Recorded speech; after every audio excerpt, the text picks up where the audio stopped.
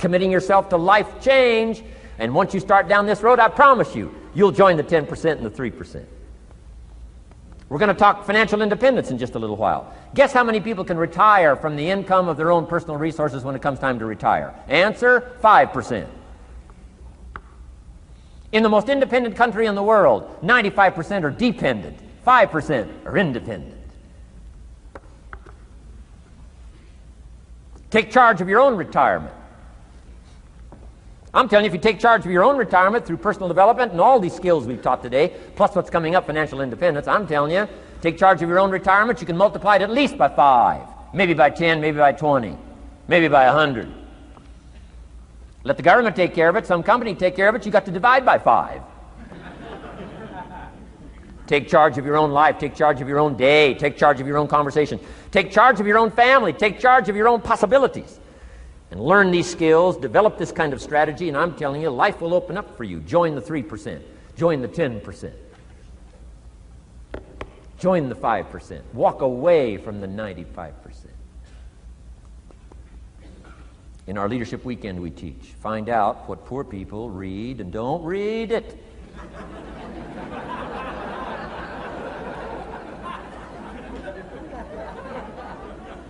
I'm telling you, don't talk like they talk. Lend a helping hand, but don't fall into their poor philosophical scenario. Don't blame what they blame. Don't use the excuses they use. It's called the language of the poor. Switch gears, switch language, switch ideas, switch strategy. Start with the simplest of disciplines. And don't bemean any of these disciplines. The smallest of disciplines starts the process of life change. And if you'll invest in this thing called discipline, you can have whatever you wish. It's called the beginning of a miracle. Now here's the last clue on discipline. Do the best you can. We covered earlier, but here's a good scenario for the do the best you can. I've got a good question for you. Is the best you can do all you can do? And the answer is no. Strangely enough. If we all fell on the floor right now and did as many push-ups as we possibly could, and let's say for some reason you haven't been into push-ups lately, I can't imagine why, but let's say... And let's say the best you can do is 5. And you look up at the rest of us and say, hey, 5 is the best I can do. We can tell by the look on your face that's probably true. 5 is the best you can do. Now, is 5 all you can do? The answer is no. If you rest a little, you can do 5 more. Wow. And if you rest a little, you can do 5 more. And if you rest a little, you can do 15 more. How did we get from 5 to 15? It's a miracle.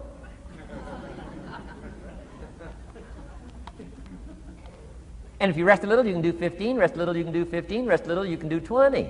How did you get from 5 to 20? It's a miracle. Did you know you can keep doing that? Do a little more, rest a little, do a little more, rest a little, and finally get up to 50 push-ups? Is it possible to get up to 50 push-ups? Of course. How do you go from 5 to 50? It's a miracle. How do you get a miracle going? Number 1, do what you can. Don't leave out what you can, from writing a letter to your mother in Florida. Start cleaning it all up. 2, doing the push-ups. Go from 5 to 50. It's a miracle. Number 1, do what you can. Number 2, do the best you can. Here's number 3, rest very little.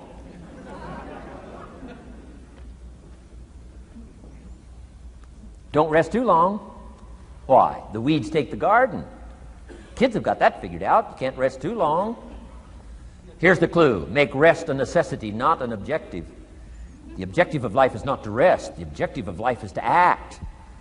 Think of more disciplines. Think of more ways and means in which to use your own wisdom and your own philosophy, and use your own attitude, your own faith, your own courage, your own commitment, your own desires, your own excitement. Invest it, invest it, invest it, invest it in discipline so that it's not wasted. The smallest of discipline. Thereby transform your life. Join the 5%, join the 10%, join the 3%. Guess when I went and got this little book, Richest Man in Babylon? The same day I heard about it.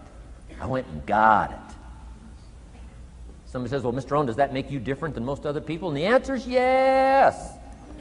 Somebody says, well, why is that? We don't know. We don't know. What do you know? You don't know. I don't know. None of us knows. Some do and Some don't. The numbers don't change. Only the faces change. From those who get in on a seminar like this, listen to a dynamic sermon, read a book, listen to some cassettes, take seriously the next conversation of a friend who wants to level with you, and do something about it. And you can walk away from the 97% and not live there anymore. Because if you don't, the next 6 years of your life will be like the last 6. Mr. Shove said to me, Mr. Rohn, 6 years now you've been working. I'm telling you, the next 6 years of your life is going to be like the last 6 unless you take advantage and start making these personal changes. I made the changes, totally revolutionized my life. So take a look at the next 5 years of your life. It's going to be like the last 5 unless you change. And if you will change, everything will change. Join the 5%. 10 years from now, the numbers are going to be the same.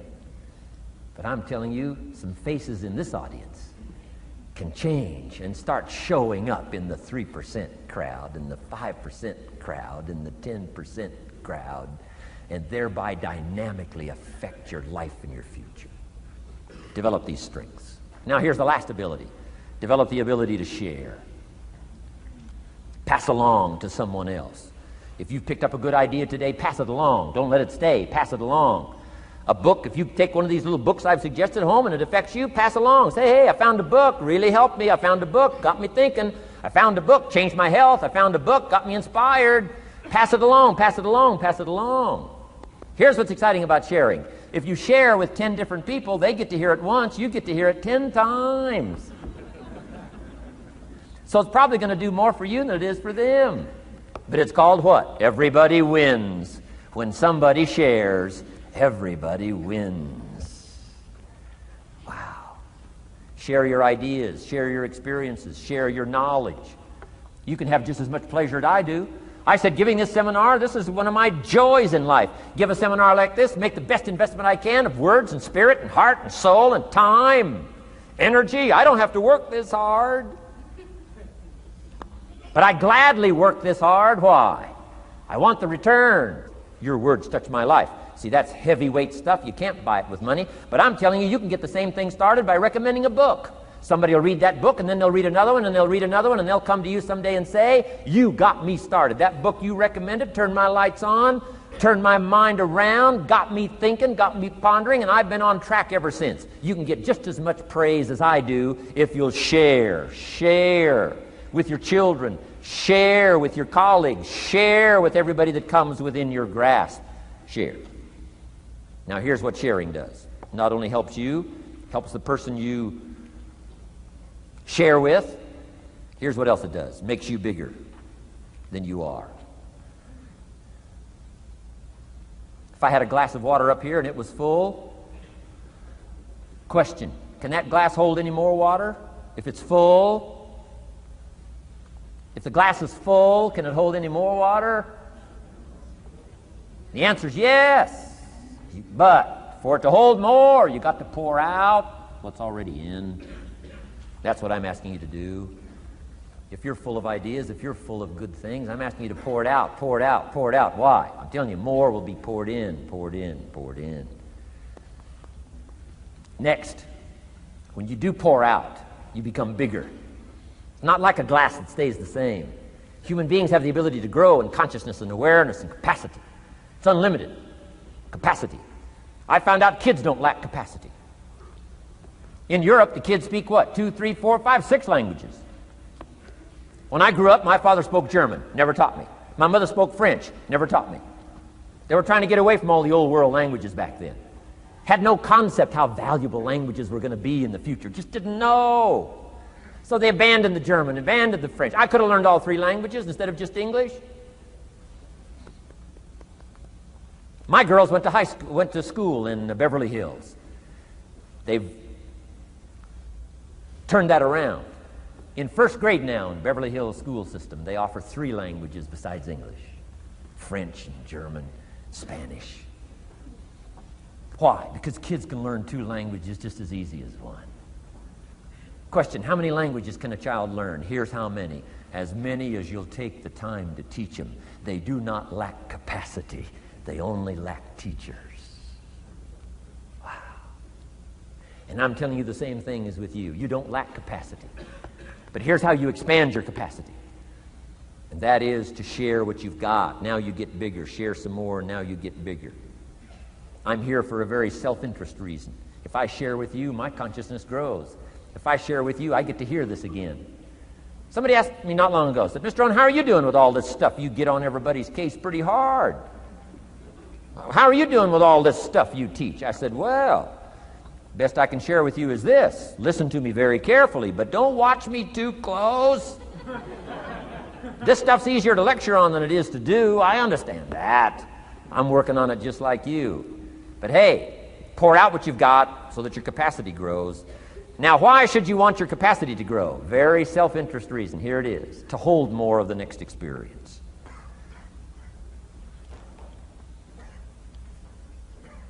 You mean to tell me that sitting in this audience, some people will get more out of it than others? And the answer is yes.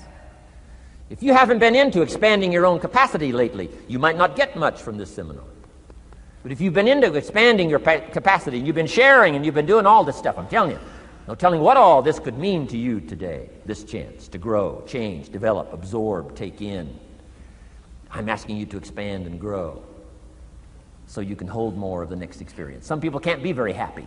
You could pour happiness out on the whole world. Some people can't be very happy. Why? They're not big enough. If you're small, you don't get much.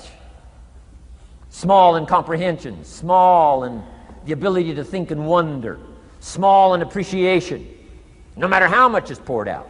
Prosperity can be poured out on the whole country. Some people don't get much. Why? They're too small in their thinking, too small in their ability to share, have not expanded to their full capacity. Don't be like that. Now, some people aren't going to get much because they've got their cup turned upside down. You couldn't put anything in. Learn to share. It's a glorious, glorious experience. Okay, enough on personal development. Let's cover now setting goals. Let me show you something that turned me every way but loose. I've never been the same since I found out about it. Learning how to set goals.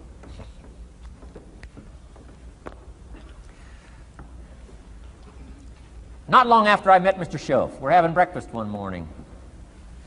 Mr. Schoaf said, Mr. Rohn, now that we've gotten acquainted, we know each other fairly well, he said, maybe one of the best ways I can help you, he said, let me see your current list of goals. Let's go over them and talk about it. And I said, what? I don't have a list. He said, well, Mr. Rohn, if you don't have a list of your goals, he said, I can guess your bank balance within a few $100. Which he did. And that got my attention. I said, you mean my bank balance would change if I had a list of goals? He said, drastically. So that day I became a student of setting goals. And I've used it to dynamically affect my life. I've taught it to some of my business colleagues. We use it to do business around the world. Setting goals. It can turn out to be a drama for your life. Here's what goals are. Your vision of the future. Your vision of the future. Now, there's two ways to face the future. One, with apprehension. Number two, with anticipation. Guess how most people face the future? With apprehension. Why? Major reason why. They don't have it well designed. They've left the design of their future to somebody else. And if you don't make plans of your own, guess what? You'll probably fall into someone else's plans. Guess what someone else may have planned for you? Not much. You got to make a list of this not much stuff. I'm telling you, people all their lives count on this not much list. If all of your negative relatives all turn positive, what will that do for your future? Not much. If prices come down a little, what will that do for your future? Not much. If the economy gets a little better, what will that do for your future? Not much. If circumstances get a little better, what will that do? Not much. If the weather gets a little better over the next few years, that'll do. Not much. I mean, you could go right down this whole scenario list. Most people all their lives, with their fingers crossed, count on this, not much list. That's why 10 years from now, they'll be driving what they don't want to drive, living where they don't want to live, wearing what they don't want to wear, doing what they don't want to do, having what they don't want to have, maybe become what they didn't want to become. And it all starts by counting on something that's not going to count much. You say, well, then how can my life dramatically change? You got to count on yourself. And here's one of the things you got to count on: your ability to design the future. It's called the promise. And the promise of the future, if you'll design it well, can have an awesome effect on your life. But if you face the future with apprehension, you'll take hesitant steps all day, uncertain steps all day. And if you take uncertain steps all day for 6 years, you can imagine how empty your life can be. We've got to help our kids with the promise of the future. Now here's what's connected to the promise: the price. The price to pay. But I'm telling you, the price is easy if the promise is clear. One of the better notes to make for today. The price is easy if the promise is clear and powerful. But the price seems almost too much to pay, too much to get over, too much to accomplish if the promise isn't clear, if the promise isn't powerful. I'm telling you, kids will pay the disciplines if they can see the promise. One of our biggest challenges as parents in the 90s is to help our kids see the promise of the future. That's why I'm teaching financial independence, how to become wealthy and powerful and sophisticated and healthy and unique. All of the stuff kids would hope to go for. It's all possible. This is America. That's the promise of the future. The price: a few simple disciplines practiced every day. And I'm telling you, the kids will pay the price of the simple disciplines if they can see the promise of the future. But if they can't see, they don't want to pay. And the same is true of all of us. We will pay the most extraordinary disciplines if we can see the promise of the future, called setting goals. So I'm asking you to get a handle on the future. I'm asking you not to leave it to anyone else. Don't leave it to the company. Companies got their own goals. I'm asking you to set your own goals, your personal goals. Income goals and financial goals and health goals and spiritual goals, and where do you want to go and what do you want to do and what do you want to see and what do you want to be. That's it. Promise of the future. Design your own future. It's within your hands and your capacity to do so. Here's how simple now goal setting is. It's not mysterious. You don't have to anchor, you don't have to focus, you don't have to visualize, none of that stuff. Here's how simple goal setting is. Changed my life. Decide what you want and write it down. I mean, that's how profound this stuff is. Decide what you want and write it down. Make a list. Where do you want to go? What do you want to do? What do you want to see? What do you want to be? What do you want to have? What do you want to share? What projects would you like to support? What would you like to be known for? What skills would you like to learn? Some extraordinary things you'd like to do, ordinary things you'd like to do, right? Silly little things you'd like to do, very important things you'd like to do. Decide on all that stuff and write it down, write it down, write it down. That's how simple this stuff is. And it's your own private list. If it's really private, you know, on your list, put some stuff in code where nobody can understand it if this list fell into unfriendly hands. Okay. And simple things, whatever. Foolish things, doesn't matter. It's your list. I had a little revenge on my first list. Budget finance, who used to harass me. I got 2 or 3 payments behind. This one guy called incessantly. Said, we're going to come get your car, drag it rear end up down the street in front of your neighbors. Put me down something fierce. When I met Shof, got my life straightened out, one of the first things on one of my lists was budget finance. And when I finally got the money, I needed a little drama in my life. Finally got the money to pay him off. I put it in small bills in a big briefcase.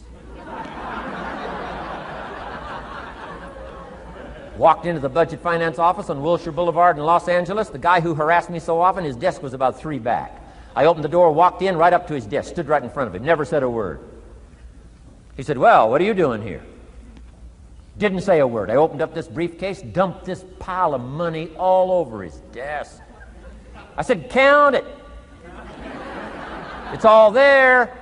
I'll never be back. Turned around, walked out, slammed the door. Now that might not be noble, but you got to try it at least one time. Pay off with a little drama.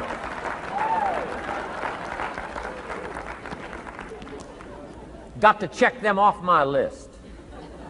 Keep your list with you. I keep my list in my journal so that I can go back. 5 years ago, here was my list. And I'm a little embarrassed. Here's what I thought was so important now. How my philosophy has changed. From 10 years ago, 5 years ago, 3 years ago. Here's my old list. Here's my new list. Here's what's valuable to me now. Here's what I want my life to be now. Here's where I want to go, what I want to do, what I want to see. Keep your lists of goals so that it shows your growth, shows your ability to change and grow. Your philosophy grows and expands what's valuable. Setting goals. It doesn't matter how small, foolish it is. Put it on your list. My Japanese friend, Toro Ikeda, put on his first list, a Caucasian gardener. Good morning. Thought that was good.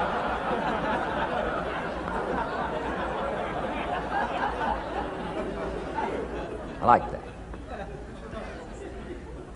Have you got this profound thing now on setting goals? Here's how profound it is. Decide what you want and write it down. Get together with your wife, decide. Get together with your kids, decide. Get together with your business colleagues, decide. Write it down. Make a list. Okay, that's how easy it is.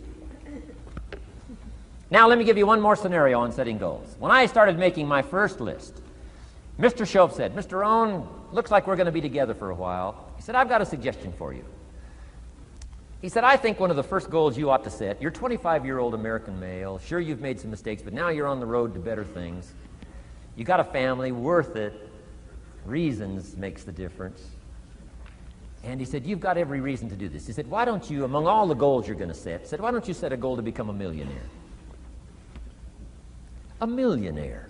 This is America. All the possibilities are available.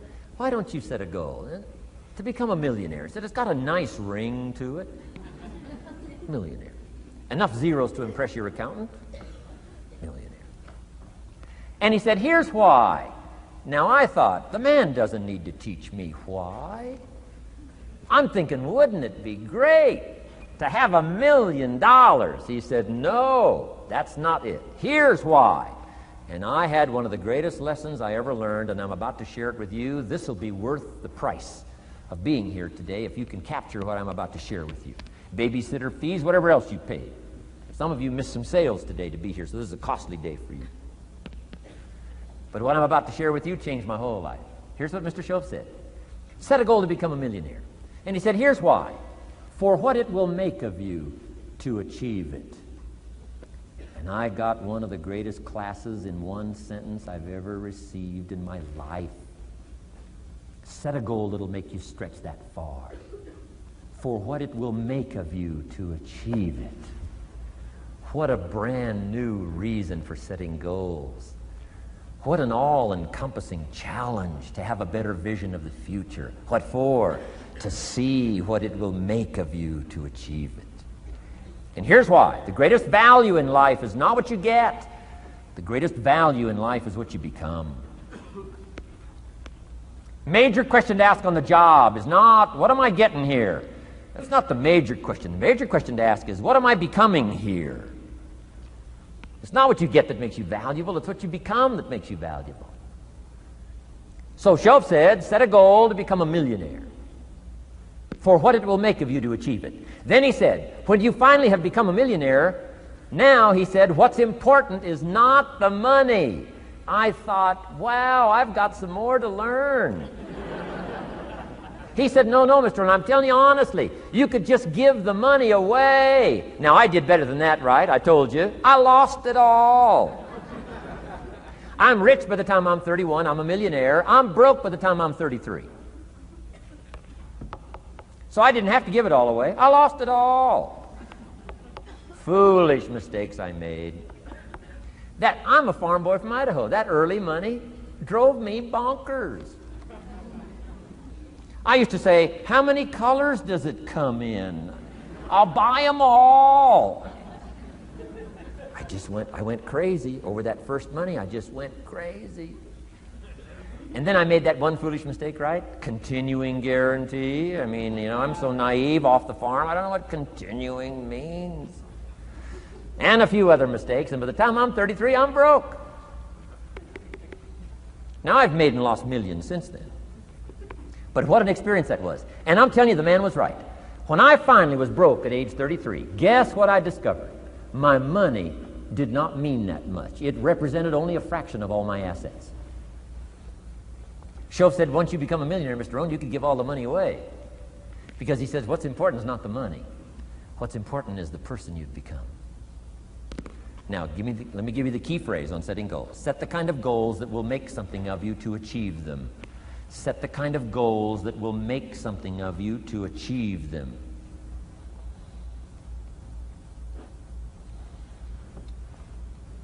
Always keep that in mind. What will this make of me? If I set this goal and go for it, not only will I achieve it, but what will it make of me in the process? What a whole new concept on setting goals. Now, there's two parts to this, and then we're wrapping up goals. Here's the first part now on this goal setting for what you become. Number one, don't set your goals too low.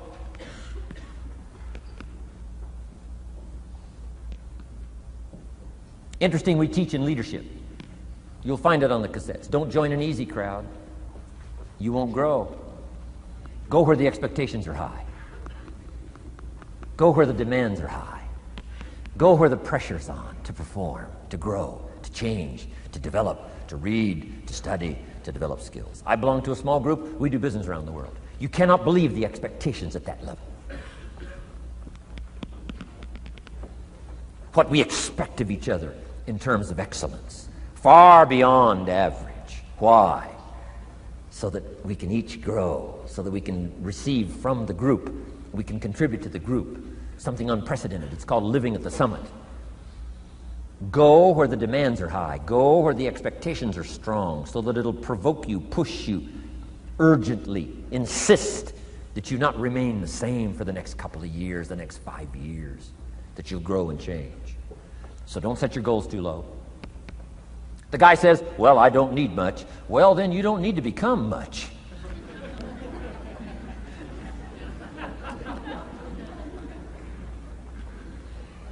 Now, here's the last part on setting goals. Don't compromise. Don't sell out. There were some things I went for back in those early years that I paid too big a price for. If I'd have known how much it was going to cost me, I never would have paid, but I didn't know. So don't sell out. Ancient phrase says, count the cost, count the cost, count the cost. An ancient story says, Judas got the money. You say, well, that's a success story. No. It's true, 30 pieces of silver in those days was a sizable fortune. You say, well, if a guy's got a fortune, right, that's a success story. No, you don't understand. His name was Judas. Doesn't that ring a bell? Judas. You say, oh, yes, Judas, the traitor. That's right, the traitor got the money. Doesn't that change the story? And the answer is, of course, it changes the story. Interestingly enough, after Judas gets the money from becoming a traitor, he's got the money in his hot little hand, and now he's unhappy. Somebody says, well, if you had a fortune, how could you be unhappy? Well, he wasn't unhappy with the money. He was unhappy with himself. Key phrase, the greatest source of unhappiness is self-unhappiness. The greatest source of unhappiness doesn't come from outside. The greatest source of unhappiness comes from inside. And here's where the erosion starts, doing a little less than you could. That's where the beginning little infection of unhappiness starts, doing a little less than you can, not feeling that good about yourself. So don't let that happen. Judas is unhappy. He says, what'll I do? He says, oh, I'll just take the money back. Walked in where he got the money and said, here, take this money, I'm unhappy. They said, heck with you, Judas. We got what we wanted, you got what you wanted, out. They threw him out with his money. Judas says, well, what'll I do now? He says, oh, clever. Should have thought of this first. I'll just throw the money away. And he proceeded to throw his fortune away. Why would he throw his fortune away? He was so unhappy with himself. And that's not even the end of the scenario. After he threw his fortune away, he couldn't change what he became, a traitor. And now, in total abject frustration, he goes out and hangs his worthless self, which all traitors should do, save the state the money.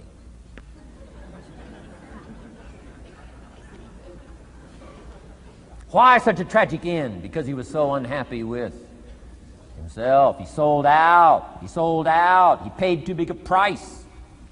Ancient script sums it all up and said, what if you gained the whole world and it cost you your soul? Too big a price to pay if you got the whole world.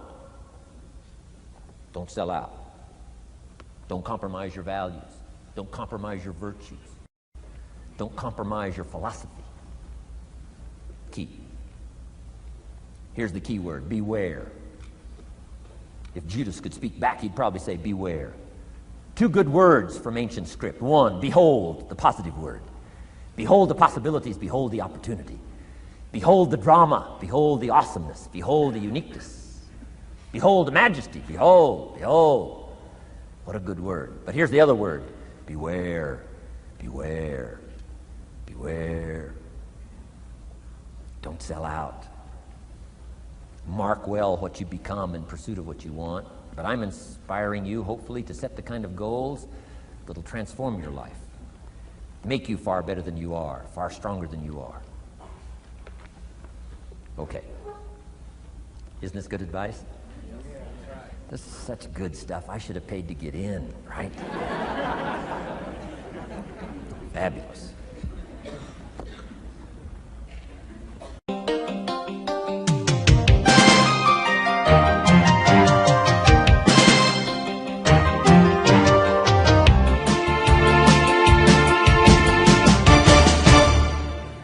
What should a child do with $1? Let me give you the best advice I've got. And this is called sort of middle of the road scenario, and I'll show you how these numbers may change, but here's what I teach. Kids, never spend more than 70 cents. Okay, now you got to pick some number. When I met Mr. Schoaf, I was at about 110%. But remember this, if your outgo exceeds your income, your upkeep becomes your downfall. Good little scenario. So here's the number that I found works best in developing a good financial plan. Never spend more than 70 cents out of every dollar from now on. Now kids ask me what? What do you do with the other 30 cents? Here's my best advice. 10 cents, charity. 10% charity. Supporting worthy projects, helping people who cannot help themselves. Some churches teach tithe, peace, portion. Turning back part of what you take out. Excellent, excellent philosophy. That's what that 10% is.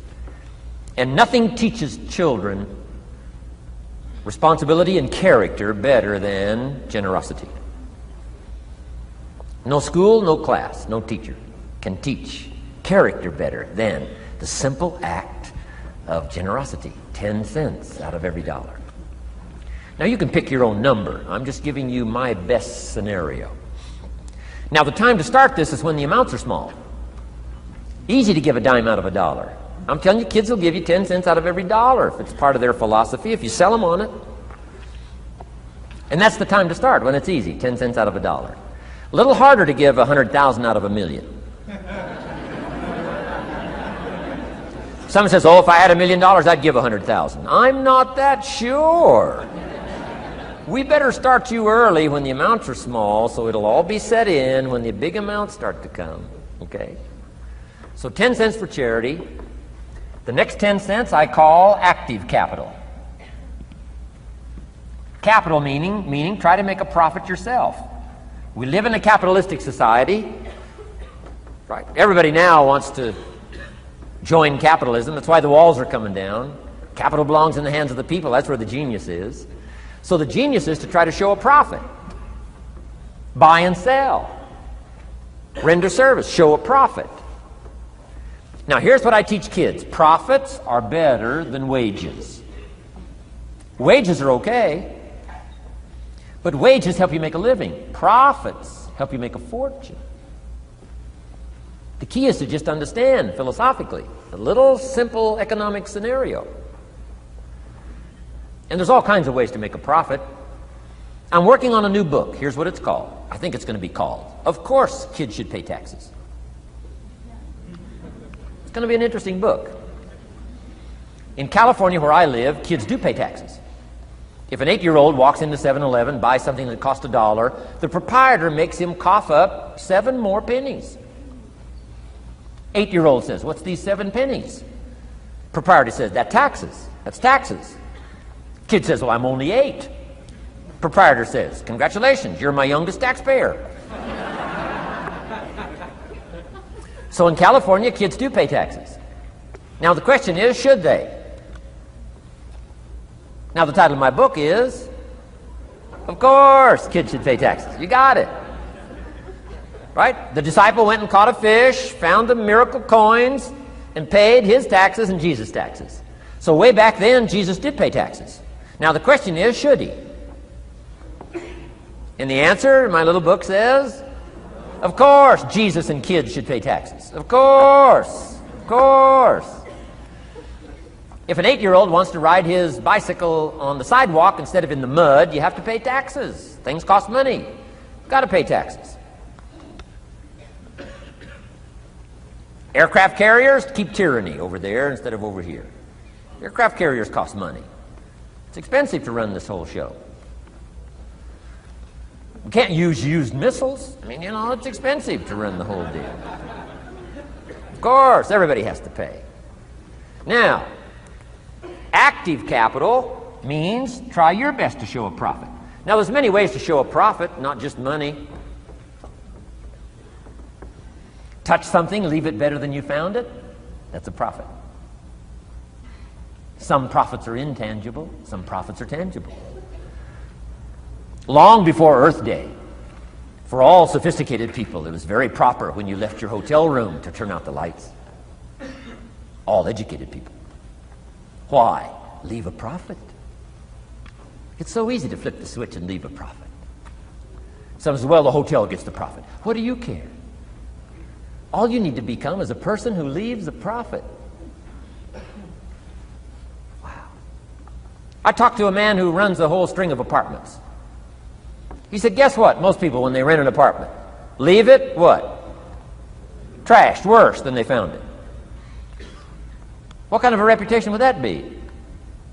Whatever you touch turns to trash. Whatever you touch gets dirty. Nothing you touch gets better. See, that's a poor philosophy. No wonder it leads to poverty, small lives. As one writer said, living lives of quiet desperation. This is where it all begins. Failure to leave a profit when you can. Turn out the lights. Doesn't matter what it is. Become profit-minded. Profits are better than wages because profit has the potential to make a fortune. Wages has the potential to make a living. So I teach kids, take part of your wages. If you earn the money, take part of it for charity and part of it to see if you can't make a profit. And there's all kinds of ways. My book's going to be full of all kinds of ways kids can make money. I teach kids how to have 2 bicycles, one to ride and one to rent. I mean, it doesn't take long to get into business. You don't have to be a genius. Halfway bright, you can start showing a profit. Now, here's the next 10 cents called passive capital. Meaning, let somebody else use the capital, you provide it, you're passive, they're active. And let them pay you interest. Profits and interest. Unique way to make a fortune. In fact, there's a Bible philosophy. I teach teenagers this Bible philosophy. Here's what it teaches. The borrower is servant to the lender. Wow. So where is the power position? Not a spender, a lender. And if I've taught teenagers well, if you ask them, among some of the things you want to be, when you grow up, as years pile on, what would you like to be? I'm telling you, among some of the things that they would like to be, if they've sat in on my classes or gotten some of my material, they will say, I want to be one of them lenders. Powerful position. Let somebody else use your capital. Some projects require more capital than any one person has. So we've got capital pools, whether you put it in a financial institution or whatever, right? Earn an interest, earn a profit, right? Buy a car and sell it for more than you paid for it. Why? Because you leave it better than you found it. Touch something and leave a profit. Okay? It's not just wrapped up in money and economics. This helps to teach all other scenarios of life. on profit and capital and expenditures, what to do with your time and what to do with your life, and as well as what to do with your money. Okay? Now this little scenario I call the ideal. Now here's what's important: to set up the ideal and work toward it. Because at first you may not be able to do these numbers. Some people are in such desperate situation currently, they got to go 97, 1, 1, and 1. I mean, I had to start there. Start with pennies. And remember, it's not the amount that counts. Mr. Schoaf gave me the clear situation. Here it is. It's not the amount that counts, it's the plan that counts. When I met Mr. Schoaf, I'm 25 years old. I said to him, if I had more money, I'd have a better plan. He said, no, Mr. Rohn, if you had a better plan, you'd have more money. 6 years? 6 years? In America, 6 years? Come on, it's not the money, it's not the amount, it's the plan that counts. So set up an ideal plan like this. Now you can rearrange this and modify it to suit yourself. I'm just giving you here as an example. So set up the ideal and then start making progress toward it. Because finally, these numbers are going to change if you move on up into the higher area, right? The people I work with around the world couldn't spend 70 cents out of every dollar. It would be obscene. That'd be too much. So these numbers are bound to change. I don't know what mine are. Probably 20% up here. A lot larger numbers down here. Okay? So these numbers can change. I'm just offering you a good sample philosophy. Remember, philosophy is the set of the sail. The economy is not the set of the sail for you. For you, the set of the sail is your own philosophy, your own thinking, your own plan, your own concept. Don't borrow somebody else's plan. Don't borrow somebody else's concept. Don't borrow the concept, spend all you can, cross your fingers and hope for the best. Don't borrow that. Develop your own philosophy, and I'm telling you, it'll lead you to unique places. Now, the rest of a lot of this is on the cassette tapes, but let me just give you 2 or 3 more pieces of the scenario here. Then I want to talk about communications, and then we're going to wrap it up. Okay. Here's 2 or 3 more parts to financial independence. Number 1, keep strict accounts. This is the best of disciplines. Keep strict accounts.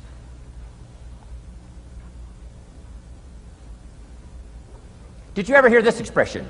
I don't know where it all goes. Did you ever hear that?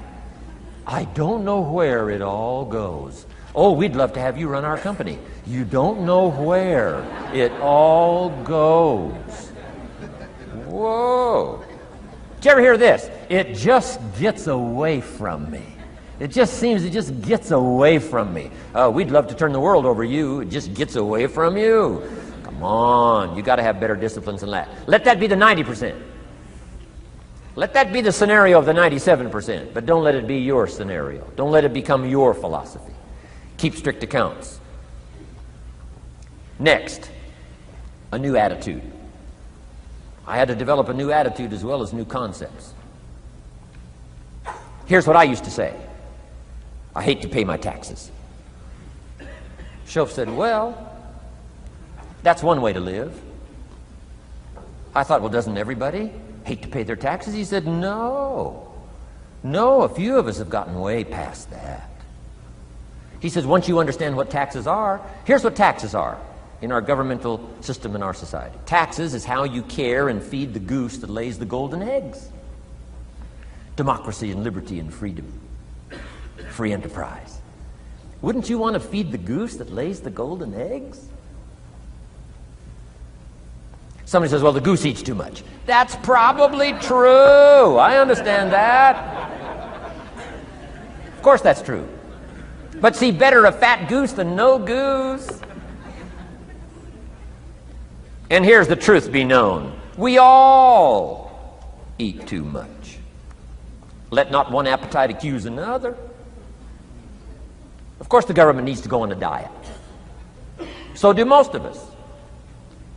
But hey, you still have to care and feed the goose that lays the golden eggs once you understand that that's what it's for. See, it is so important, the right attitude. Here's what I used to say. I hate to pay my bills. You open up the mails, nothing but these window envelopes, bills. I hate to pay my bills. Schoaf said, well, that's one way to live. I said, well, doesn't everybody hate to pay their bills? He said, no, some of us are way beyond that. I said, is it possible to love to pay your bills? He said, yes. Reduce your liabilities? Increase your assets? Wouldn't you love to do that? So start a whole new attitude here. Next time you pay $100 on an account, put a little note in there and say, with great delight, I send you this $100. I mean, they don't get many letters like that. Reduce my liabilities, increase my assets. My picture's changing. My picture's improving. I love to pay my bills. Keep the money in circulation. Pay my taxes. Feed the goose that lays the golden eggs. It's a matter of attitude. And here's the last on attitude. Everybody must pay. Of course, life is called opportunity, but life is called price. But we must all pay. We must all share.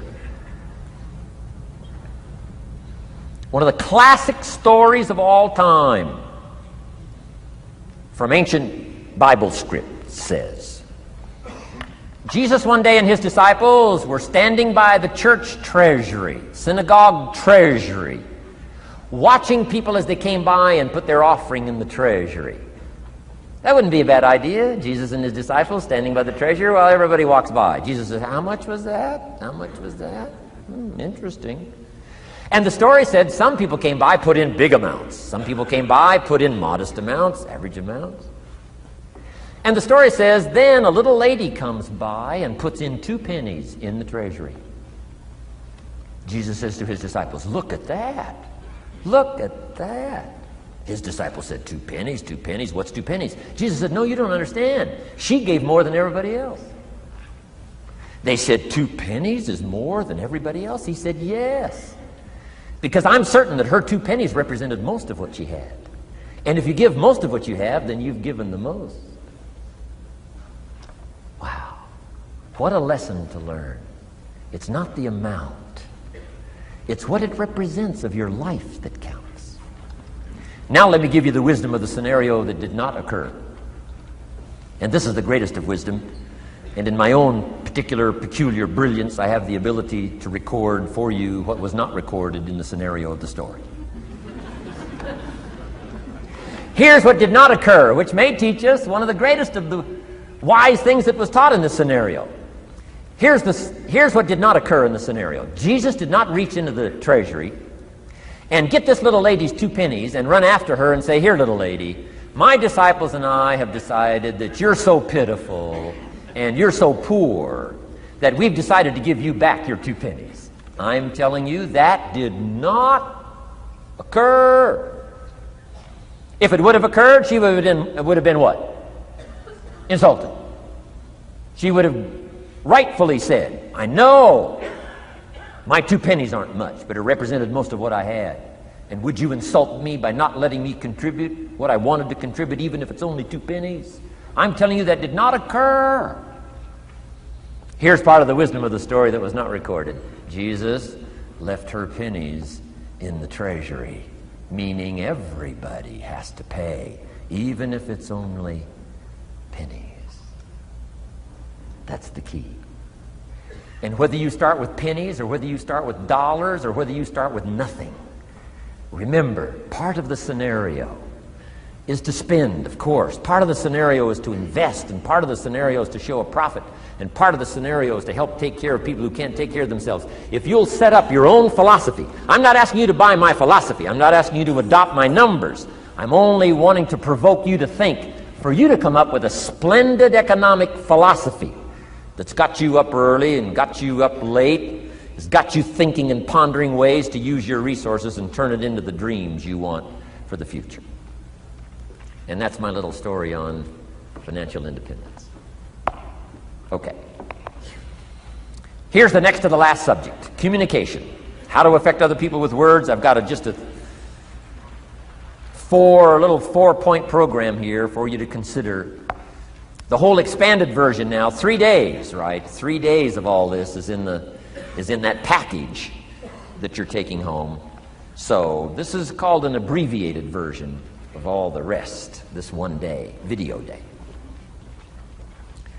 4 steps to good communication. Here's number 1, first of all. Words can work miracles. That's why communication is so important. Words can work miracles. Words are powerful. Words are almost godlike. In fact, ancient script says the Word was God. God was the Word. Wow, words and God. I said to my Israeli audience last year, in the beginning, the story of creation is unique. It says, in the beginning, Jehovah God spoke and said what?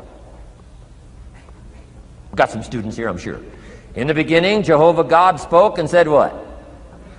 Let there be light. And what? There was light. Wow! Wow! It looks like words create light. Is that possible? I'm telling you it's possible. Humans can get pretty close. What if somebody can't possibly see how they could do well, how they could become successful, how they could transform their lives and their health, their future, and their finances, spiritually and every other way? They can't see, and you come along and share your story, and maybe borrow some other stories. And by the time you get through with a good presentation to this person, they say, now I can see. Before you got here, I was blind. I was in the dark. And while you were talking, some things dawned on me. Is it possible to create light with human intelligence, with words? And the answer is, of course, of course.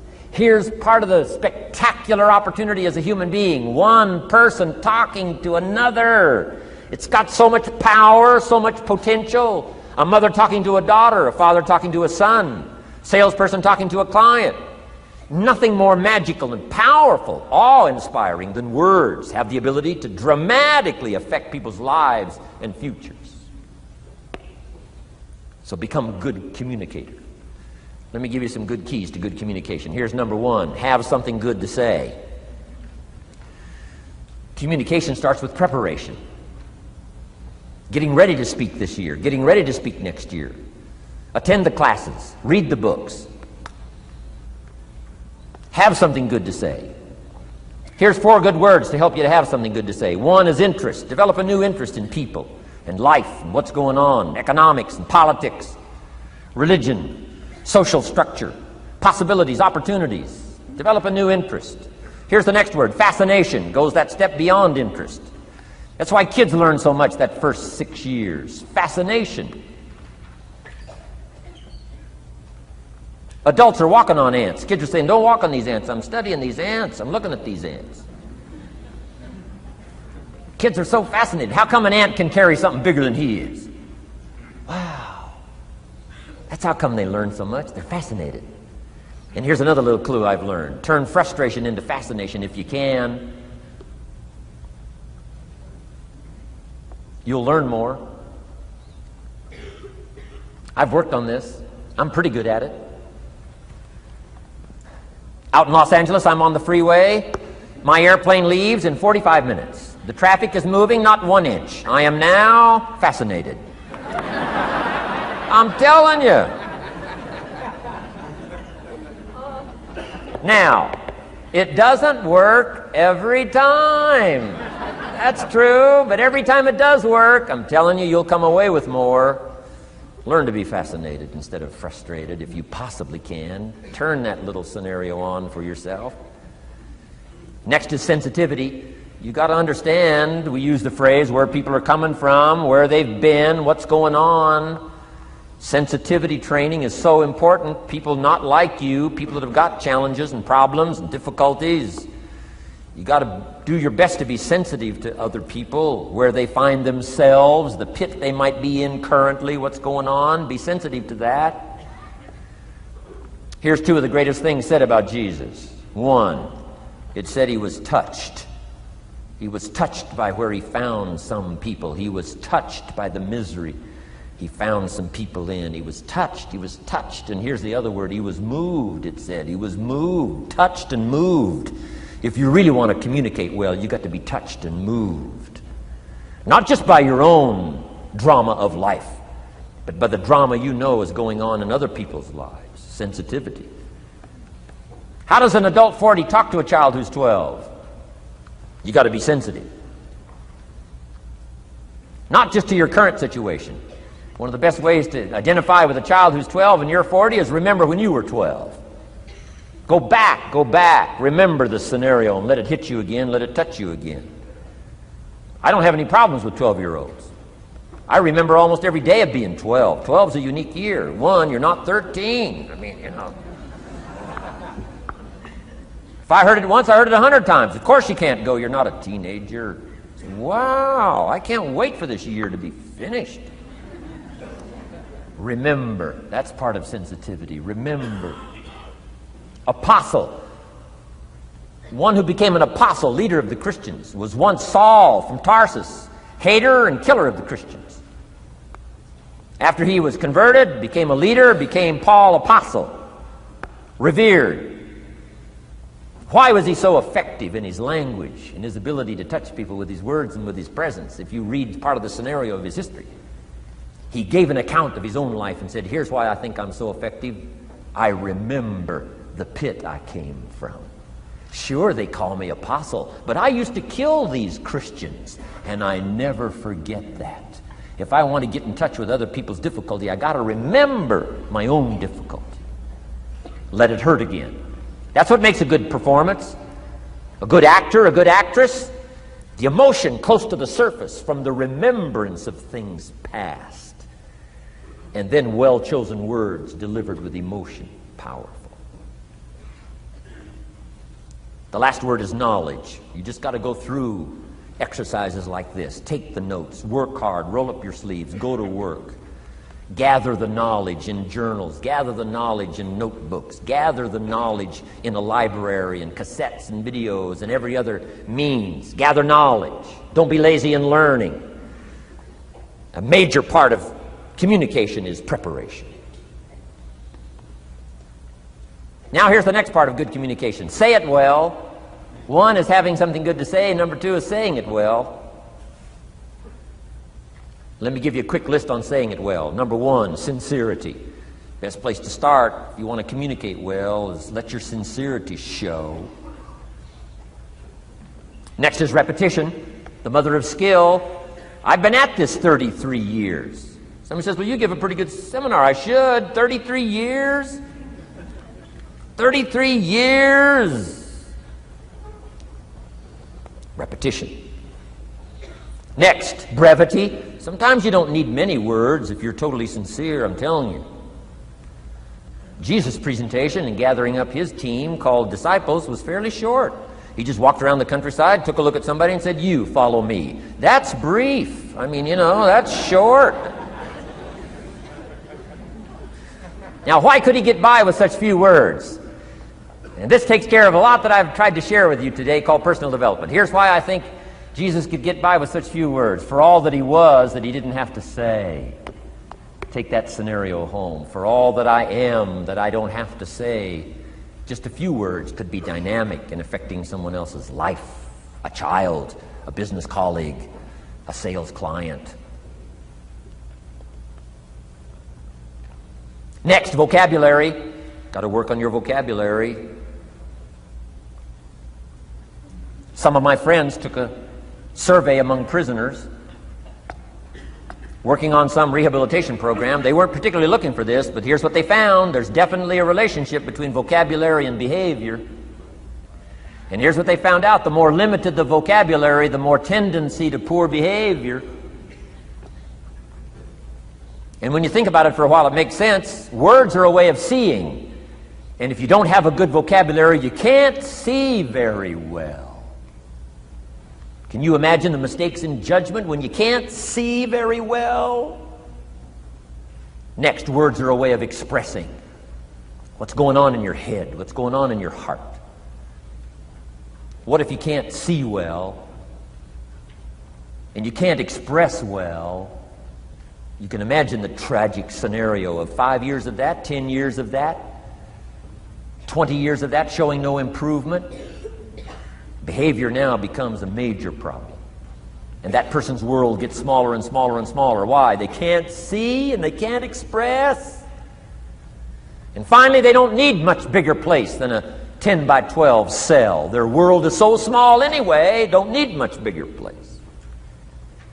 I'm asking you to stretch your vocabulary. I used to put words up on a 3x5 card. I drove a lot back in those days, but at the end of the day, I'd mastered 2 or 3 words.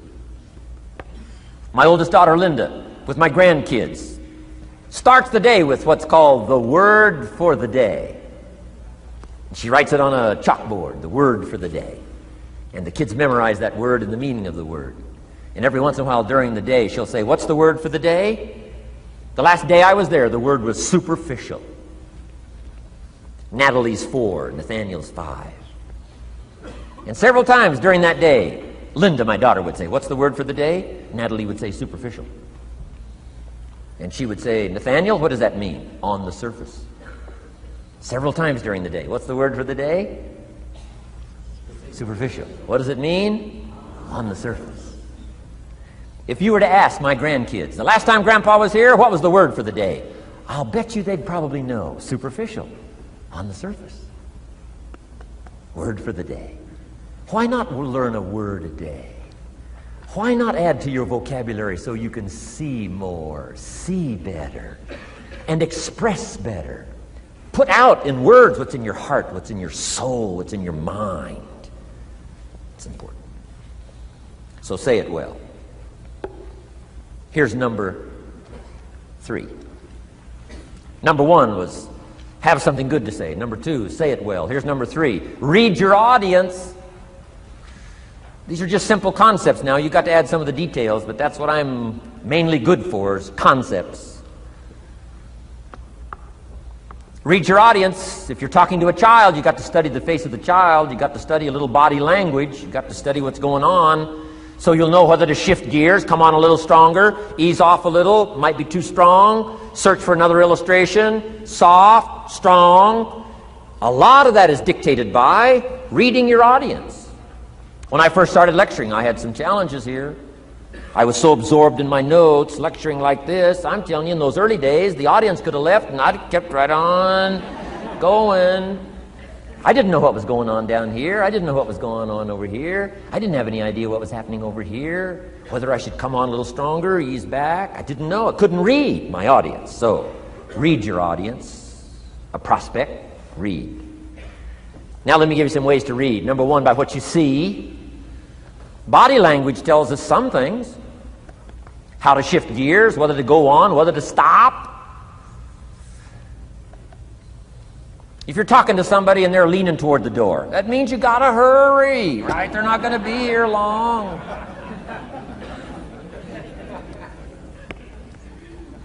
Body language. Guy's got his arms folded, chin tucked down. You got your work cut out for you. You're gonna have to reach deep in your bag. Find some extraordinary stories. This one's not gonna be easy. What tells you that? Reading what you see. Here's the next one. Read what you hear. You've got to read a child's impatience. Kids don't mind telling you whether they're bored or impatient. Kids' attention span is short. Doesn't last long. You've got to get it said. You start talking to a child, 30 seconds they say, "How long is this going to take?" Whoa. Read. Listen. Listen for the response. Now you'll know whether to shift gears, change your language, find a new illustration, soften, stronger. Read your audience. Read what you see, read what you hear. And here's one of the most important. Read what you feel.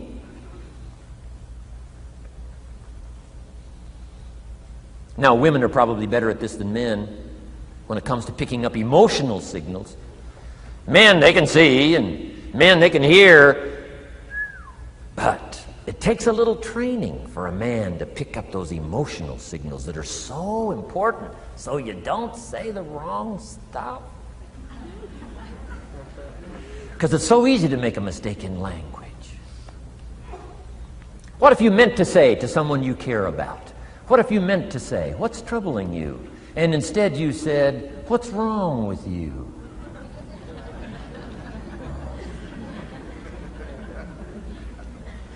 Communication.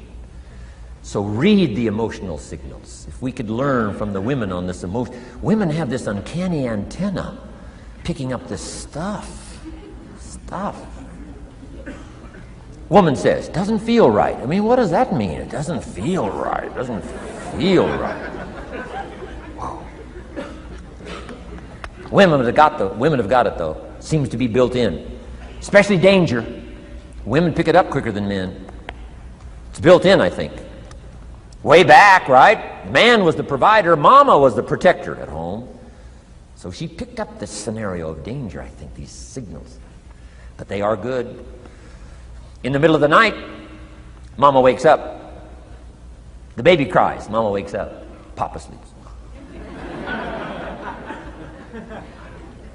The faintest cry. Mama's awake. Or she nudges her husband and says, go look, something isn't right. He says, what do you mean it isn't right? She says, no, go look. He said, hey, everything's okay. She says, go look. He says, okay. And he gets out of bed, goes downstairs. The front door is open. How did she know that? We don't know. I mean, she just knows. She just knows. But I'm telling you, it's so valuable in communication to be able to pick up the emotional signals as well as what you see and as well as what you hear. It's so important. But women are good. Ancient scenario says this: there are shepherds and there are sheep and there are wolves. What a good life scenario. But it doesn't stop there. This ancient scenario says also, some wolves are so clever, they've learned to dress up like sheep. Now you got to have a woman. Got to have a woman. Man says, looks like a sheep, talks like a sheep. Woman says, ain't no sheep. Take my word for it. Well, they know.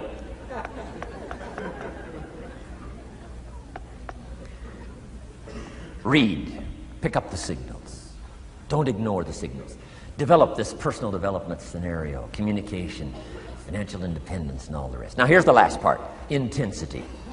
Words mixed with emotion. Words mixed with hate. Words mixed with love.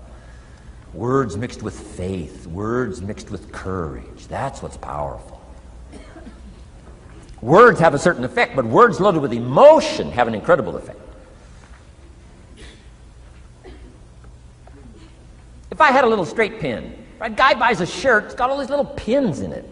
I take out all these pins. If I took one of those little straight pins and I threw it at you, and let's say it reached you and hit you in the face or hit you in the hand, you'd feel it. This little straight pin, you'd feel it. That means I got you with my words. But what if I took that little straight pin and wired it to the end of an iron bar about that long? See, I could drive that pin through your heart. The pin is the words, the iron bar is the emotions. The emotions. Here's the best I could share with you. Put more of you into what you say. Don't be casual in language. Don't be casual in words. Casualness leads to casualties on the freeway and in communication. Don't be lazy in learning good communication. And put more of you. Now here's the last thought. The emotions must be measured. It can't be too much for the occasion if it's not called for. In leadership we teach, don't shoot a cannon at a rabbit. It's effective, but you've got no more rabbit.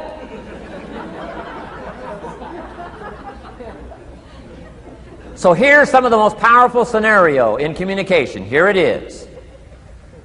Well-chosen words mixed with measured emotion. The basis of affecting people with good communication. Well-chosen words mixed with measured emotion. And one last point on communication. The more you care, the stronger you can be. The more you care as a mother, the stronger you can be with your children. The more you care as a father, the stronger you can be. The more you care as a leader, the stronger you can be in helping to solve problems, getting on somebody's case. The more you care. But you got to care. I don't mind a minister consigning my soul to hell fire for my sinful ways. I don't mind that.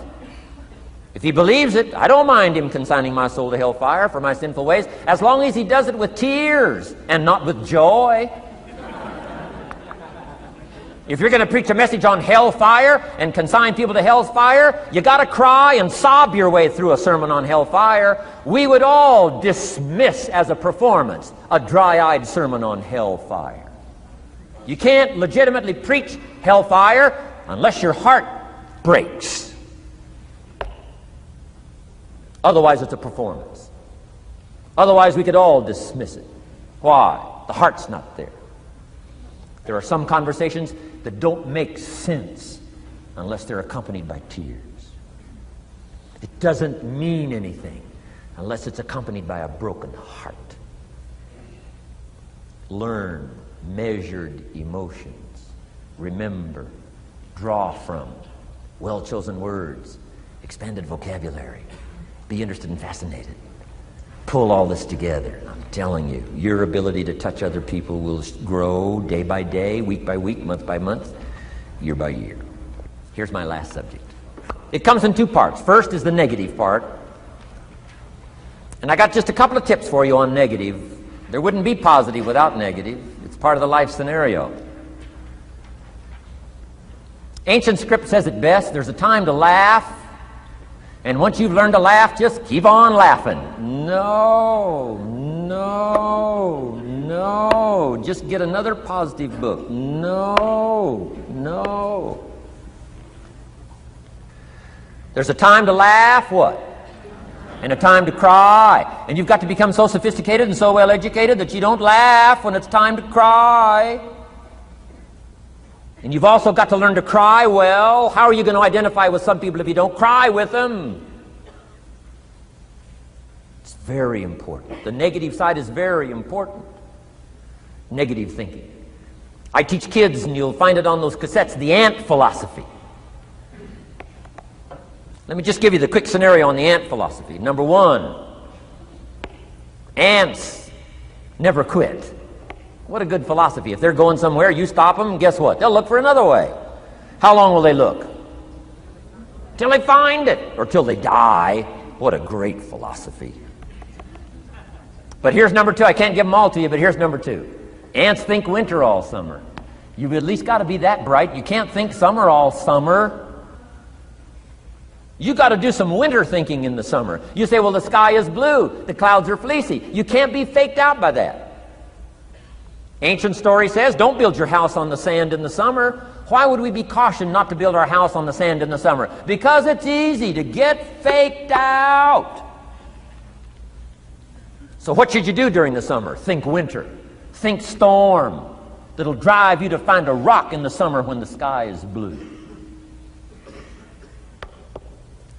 Key, negative is normal. You got to handle it. You can't dismiss it. It's part of the life scenario, like your white corpuscles we talked about earlier. So don't ignore it. Let it be part of the scenario. Here's the key. Learn to master it. Negative is not to be ignored. It's to be mastered. It makes us better than we are to wrestle with it.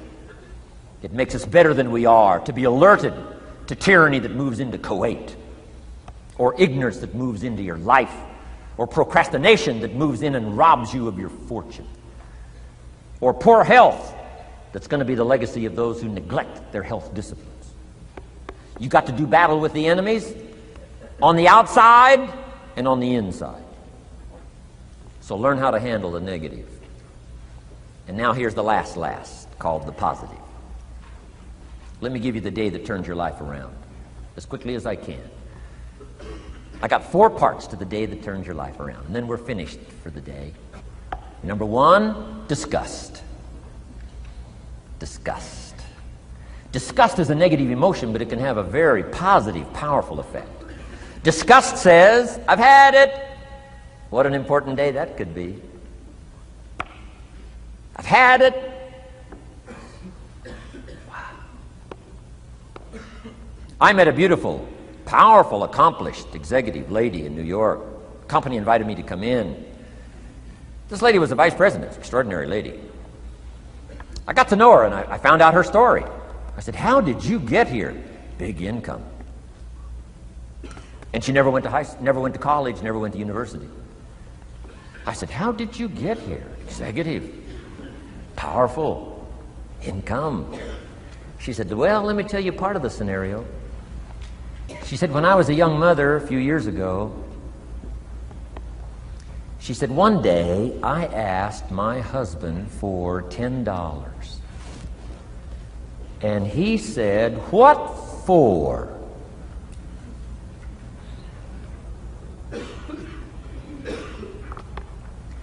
She said, before that day was over, I decided I would never, ever ask again. She said, I started studying opportunity, found it, took the classes, put myself through the schools, did the scenario. Now I'm vice president. I make a lot of money. And she said, I kept my promise. I've never, ever had to ask again. It's called a life-changing day. The day you say, enough is enough. Now, if you can add an act to your disgust, it helps. A man takes a shotgun to his car, blows out every window, destroys every tire, puts 100 rounds in it, and says, I've driven this embarrassing thing for the last time. And then he saves it. He saves it. And later when somebody says, how did you become rich and powerful? He says, let me show you this car. One day I'd had it up to here, I blew it to smithereens. Enough is enough. Powerful. Here's the last three. Next is decision. Decision-making is a life-changing day. If you went home today and in the next few days cleaned up a list of decisions, it could furnish enough inspiration for the next 5 years, 10 years. What an inspiring day, the day you can bring yourself to decide. And here's the third one, desire, wanting too bad enough. Who knows the mystery of that? We don't know. But here's something I do know. Sometimes desire waits for a trigger, waits for something to happen. Who knows what the happening may be? A song, the lyrics, a movie, the dialogue, a seminar, a sermon, a book, an experience, confrontation with an enemy, a conversation with a friend who finally levels with you. Whatever the experience it is, it's so valuable. And here's my best advice. Welcome all experiences. You never know which one is going to turn everything on. Don't put up the walls. The same wall that keeps out disappointment keeps out happiness. Take down the walls. Go for the experience. Let it teach you. And here's the last one. Resolve. Resolve says I will. Two of the most powerful words in the language. Benjamin Disraeli said, nothing can resist a human will that will stake its existence on its purpose. Shortly put, I'll do it or die. Best definition of resolve I got from a little junior high girl, Foster City, California. I'm going through some words one day. I got to this one and I asked the kids, who can tell me what resolve means? Some didn't know, some tried. Interesting. The last one was the best. Little girl about 3 rows back, she said, I think I know, Mr. Rohn. I said, what? She said, I think resolve means promising yourself you will never give up. I said, that's the best I've ever heard. She's probably giving seminars somewhere today, right? I mean, that's the best I've heard. I asked the kids, how long should a baby try to learn how to walk? How long would you give your average baby? Before you say, hey, enough's enough. No. Any mother in the world would say, you're crazy. My baby is going to keep trying what? Until. What a magic word. I want you to write it down. Until. Promise yourself you'll read the books until your skills change. You'll go to seminars until you get a handle on it. You'll listen to it until it makes sense. You'll go for it until you understand it. You'll practice it until you develop the skill. Never give up until. However long that is, step by step, piece by piece, book by book, word by word, apple by apple, walk around the block, go for it. Don't miss the chance to grow and resolve that you'll pay the price until you learn, change, grow, become. Then you'll discover some of life's best treasures when you pay that price. Now here's my last word to you. As leaders in the community, I'm sure you are. Parents, the greatest challenge of leadership is parenting. Whether you're in sales or management, wherever I've found you today, I want to give you, from my heart to you, what I wished you would do from this seminar today. And if I've inspired you to do this part here, among all the other things I've talked about, I would have considered it worthwhile to leave my family, fly away from my home, drop down into Fort Worth, Dallas, and spend one of my very precious days with you. If I can accomplish this, it'll all be worthwhile. It comes in two parts, and here it is. One, learn to help people with their lives, not just their jobs. Learn to help people with their lives, not just their skills on the job. Touch people with a book, touch people with a poem, touch people with some words. Don't fail to say something that could be meaningful. Help people with their lives, help them set their goals. Help them with their dreams, help them with the future, help them with errors, help them with mistakes. Help people. Help your kids not just get along, not just hang in there, not just try to hold the family together. Try to build lives with communication, build lives with setting goals. Help your kids with their lives, not just their homework, their lives. And here's my last one for you personally, because I'm probably one of the best examples of this standing before you in this auditorium today. Here it is. Ancient script says, if you work on your gifts, they will make room for you. If you work on your gifts, they will make room for you. Wow. Look where my gifts have brought me today, to this room. A chance to invest in this many lives.